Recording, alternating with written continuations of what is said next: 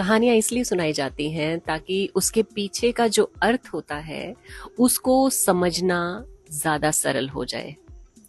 तो आज की कहानी एक राजा की है जो हमेशा कड़वा ही बोलता था। मुंह खोलता था तो ताना देता था, गाली देता था। सारे उससे परेशान थे। एक दिन उसने दरबारियों से कहा कि कल सारे वो चीज लेकर आना जो उन्हें सबसे बुरी लगती है। अगले दिन कोई कीचड़ ले आया, कोई मलमूत्र ले आया, कोई कुछ ले आया, कोई कुछ ले आया। जिसको जो चीज गंदी लगती थी, खराब लगती थी, वो लेकर आ गया। लेकिन उनमें एक पुरुष बहुत ही बुद्धिमान था। वो एक मृत पुरुष की जीभ काट कर ले आता है। अब जब राजा जीभ को देखता है तो कहता है, इस जीभ में क्या बुराई है? जीभ क्यों लेकर आया? तो उस आदमी ने कहा, महाराज, सब बुराइयों की जड़ तो ये जीभ ही है। जब ये किसी को कड़वा बोलती है तो तलवार से भी इतना गहरा घाव नहीं होता जितना कि जुबान से होता है।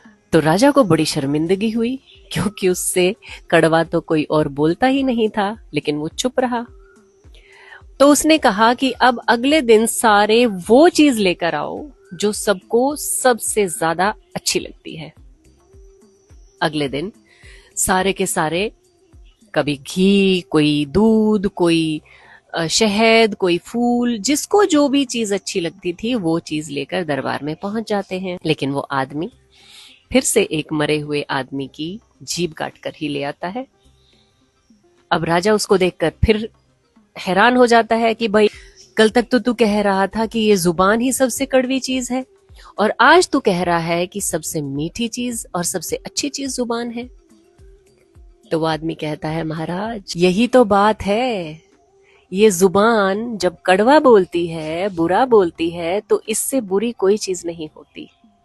लेकिन जब ये मीठा बोलती है, लोगों का सम्मान करती है, आदर करती है, प्रभु का नाम लेती है, तो इससे अच्छी चीज भी दूसरी कोई नहीं होती। तो राजा ये सुनकर हैरान रह गया कि आज तक वो जिस जुबान का गलत प्रयोग कर रहा था, उससे कितने लोगों के दिल टूट रहे थे। अगर आप भी चाहते हो किसी का दिल ना दुखे, किसी का दिल ना टूटे, तो इस जुबान का सही प्रयोग कीजिए। वो कहते हैं कि अगर आपकी जुबान पर घाव लग जाए ना, तो वो घाव पूरे शरीर में सबसे जल्दी ठीक होता है। लेकिन इस जुबान से ही अगर किसी को घाव लग जाए तो वो पूरा जीवन ठीक करना नामुमकिन होता है।